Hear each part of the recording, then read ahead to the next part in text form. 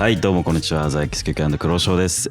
今回はシーズン3エピソード17ということでね、はい盛り上がっていきましょう。わーレッツファッキンゴー。はい、まあなんかね今回だいぶ僕らが出演する間にね空いたと思うんですよね。まあその間をこう鈴木紀明が代打として、長い間埋めてくれてたらしいので、はいじゃあここで鈴木紀明に感謝。ありがとうございます。ありがとうございます。はい。ということで、まあちょっとね、鈴木紀明が出てた XQQ& クローショーに載ってるコメント欄のコメントを読んでいきたいと思います。遠近法のせいだと思うけど、紀明の顔が3倍ぐらいに見えて笑ってる。おお。紀明さんが全然こう、目線を合わせないらしくて。なるほど。それも書かれてますね。はい。まあちょっとね、GC のやつはかなり面白かったんで、僕も2回上がって2回とも全部見ましたけど、見てあげてください。はい。ということで、まあ今回は、韓国ゲーミングハウス in コリア。韓国ゲーミングハウスインコリア。おここの住所って、非公開らしいです。まあね、後ろに見える背景からちょっと割り出してください。どれぐらい見えてるかわかりませんけど。はい。まあここでね、僕たちは、まあ、常日頃、練習して、まあこの映ってる空間で反省会したりとかをしてます。はい。大変いい環境で練習させていただいているので、ね、はい。ここで西原大輔に感謝。感謝。はい。忘れてた。なんかこの、のりやき代打ありがとうの下に、代打が長すぎて、なんかスマログのボルズが、なんか僕らが喋らない間にペラペラ喋ってるっていうのを聞いたんですよ。どう思いますか？また引き笑いしてるんですか？ってやつね。ちょっと待って。昨日まあちょっとなんか終わった後に、まあファンの人たちがいたじゃないですか。ああ、覚えてますか？覚えてます。長身の男の方。めちゃくちゃボルスに似てる人がいて。なんか、こっち来てから似てる人結構いるんですよね。うん、そうだね。昨日終わって、ご飯食べに行って、帰り歩いてるとき、いた。本当に酔った豆さんいたよ。ちょっと待って、豆さんってさ、M 大文字、A 小文字、ME 大文字の豆。ああ、なるほど。酔った豆さん、本当にそれは本人かもしれないね。本当に似てた。もう今の状態？昔の痩せた状態じゃなくて。でもちょっと痩せてたかも。痩せてたか。豆さんか。多分、これを見てる人は誰が、豆さんが誰かは多分わからないと思うんですけど、まあ知らなくていいかな。まあそうね、僕らがほぼほぼ情報発信できなかったんでね。まあ、ボルズがスマログとかで偏った情報をこう流してるというらしいので、まあ最近は、ちゃんとした情報を流そうと思います。皆さん毎週応援ありがとうってのも書いてありますね。ありがとうございます。そうね。まあ今週終わって、まあ今、RRQ 戦終わった次の日なんですけど、リーグ戦ほぼ毎週だからね。どうですか？会場にも日本人の人がね、多いね。結構来てくれてびっくりしてます。なんか思ったより、まあ韓国、本当に近いから、でも近いけど、こんな軽い感じで来るんだなみたいな。そう。近いって言っても飛行機で、体力もお金も結構かかるし、試合時間終わってからもその待機、そうね、多分2時間ぐらいもっとかぐらい待機して、俺らが帰るところを見送ってくれるみたいな。そうね、なかなかだよね。そう。俺ら試合が終わったらまずインタビューとかプレスがあって、結構長いよね。結構長い。なんか一気に終わるんじゃなくて、一人行って帰ってきて、次の人行って帰ってきてみたいな。バラバラにやるから、本当に2時間、1時間半とかかかる。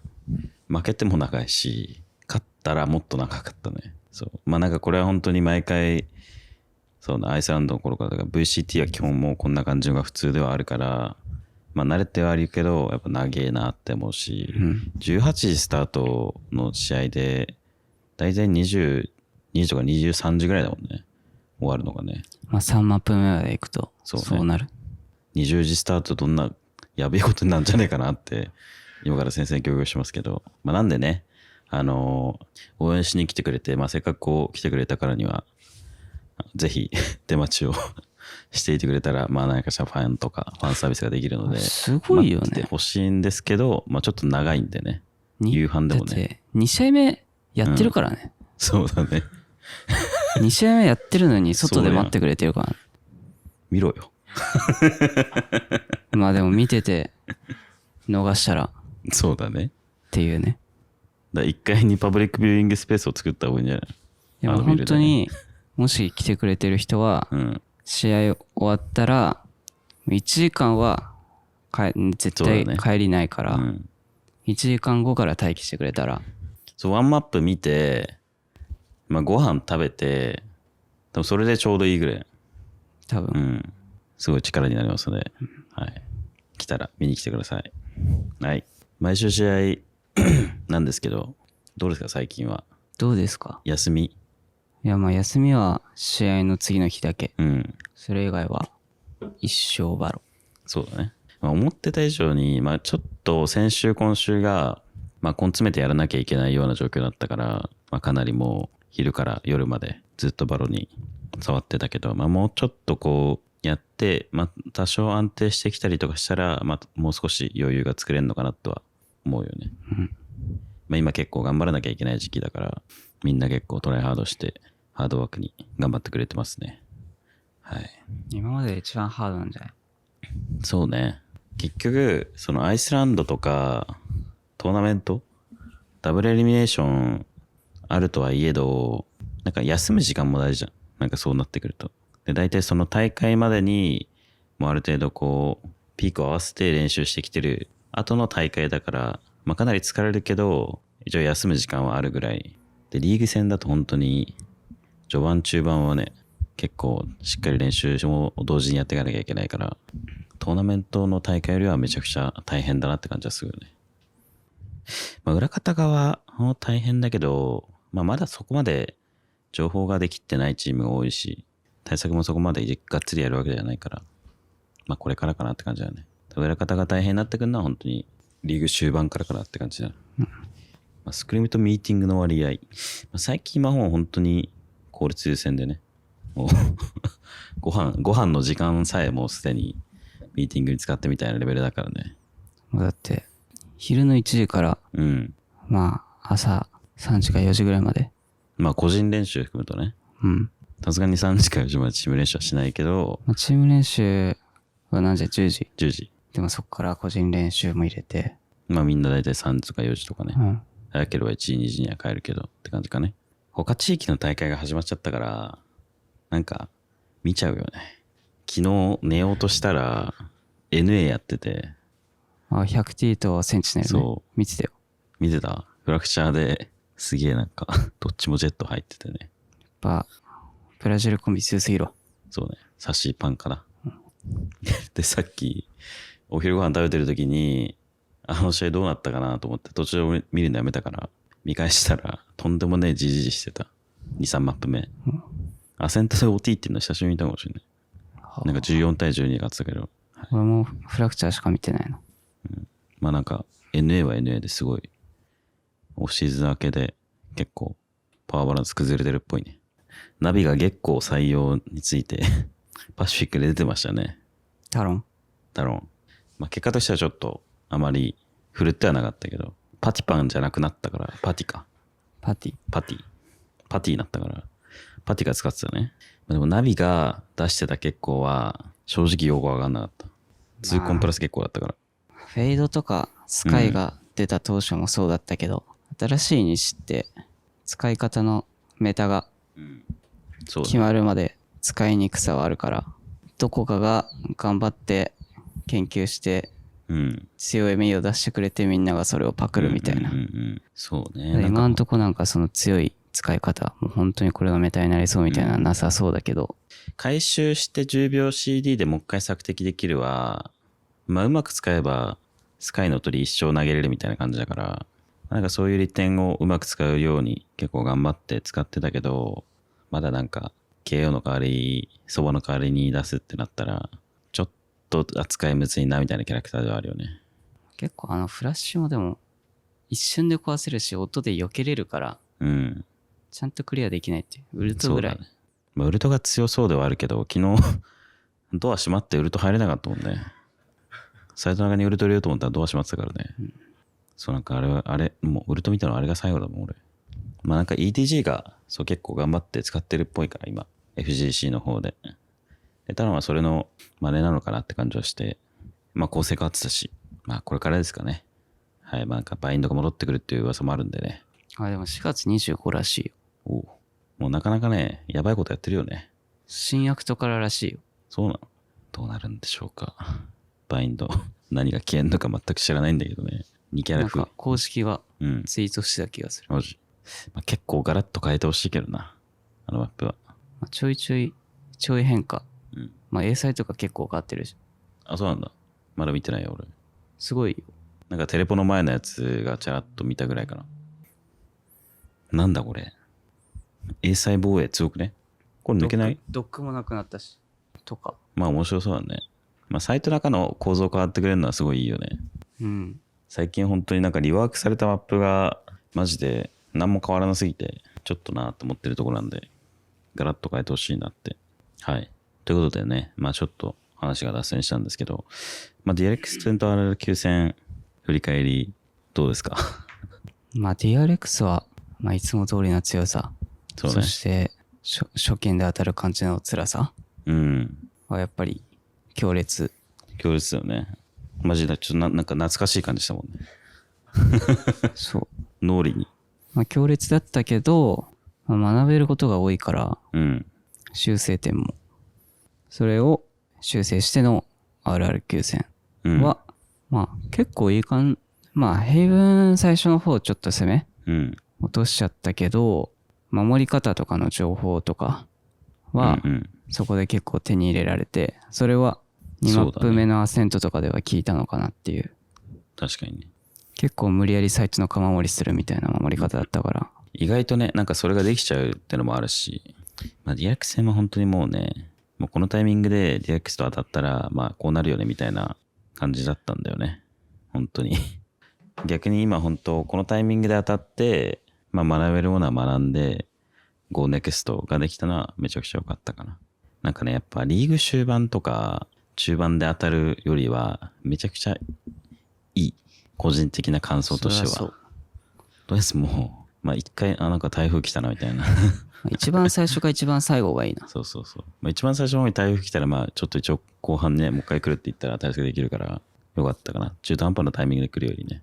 まあ皆さんが思ってる以上に今結構ビルディング中というか、立て直し中なんで今チームとしては、まあ、このタイミング本当に良かったかな。RR 決戦はそうだね。まあちょっと立ち上がりが遅めなのはまだ変わんないかなって感じだけど、まあその辺はちょっとおいおいこうすれば改善できそうみたいなのはあるからいいかなと思ってて、まあ本当そうね、平分マジで全然勝てたかなって感じだから、内容だけ、まあちょっと平分の前半は、まああまりコール入れずに、まあ平分後半セントロータスって考えると別によかったよね。結構良かったと思う。うん。まあセントもピストルどっちピストル11でこのスコアだから、何対何だっけ？ 13、10。あまあ、攻めの後半もちょっと落としちゃったけど、防衛がほぼ落とさずに勝ってるからよかったよね。まあ、誰かに助けてもらうようなシーンはちょっと多かったではあったから、まあ大会だからその辺はありきみたいなとこあるけど、それこそ黒だったら防衛側の B ラッシュされて CT 抜けのやつあるじゃん。あ。あれミッドでアストラ倒してくれなかったら結構怪しかったから。まああれはでもラッキーだ。あのルート通ったのが悪い。去り際にね、いたからね。そう、まあなんか、ああいうのはちょっとあったではあるけど、取れてるシーンというか、取れてるラウンドの取り方的には良かったから、まあ、今後がまた期待できるかなって感じの内容だったとは思います。印象に残ったシーン、ありますか？誰のプレーでもいいし。俺、転勤のロータスのうん。ベントでベントダクト。ダクトか、うん3人はいはいはい。抜いたやつ。俺は死んで転勤の視点見てたんだけど、うんあれは結構ビビったね。あれ結構やばいよね。うん。なんか、最近、まあ、キルジョイやることになって、転勤こう、セットで来る敵というか、アセントとか他のアップもそうだけど、どっかで耐えながら、なんかこの遊撃するというか、シチュエーションが多くて、なんかああいうシーンをよく見る。本当に。アセントのさ、バックの4キルジェット倒して、離婚出てたジェット倒して、その3キルしたやつもそうだし、敵がこう来てくれるシーンで、やばいよね、パフォーマンスがね。やばい。なんか俺見てた時、2人目そろそろロータスのやつも、3人目、なんかまぐれでリコレーターだったなと思ったら、見返したらちゃんと狙って当ててるから、結構やばかったね。EGL。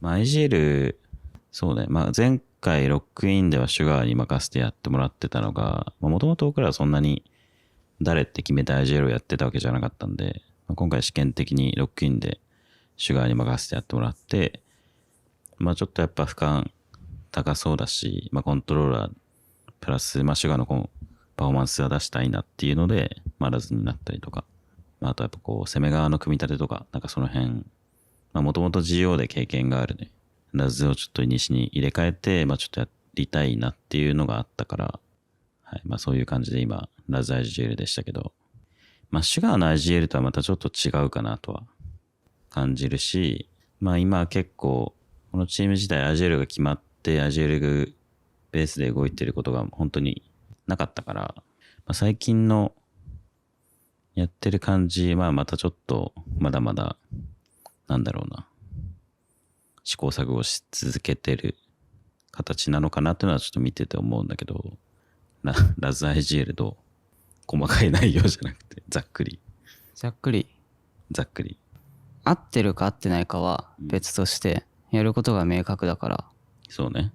他の人はやりやすいんじゃないかな。従いやすいのは大事だよね。そう。ICO をやるときに、GO の時の話をして、結構なんか、ちょっと俺 GO の頃のラーさんの IGL がどんな感じかわかんないんだけど、結構完璧主義者じゃん。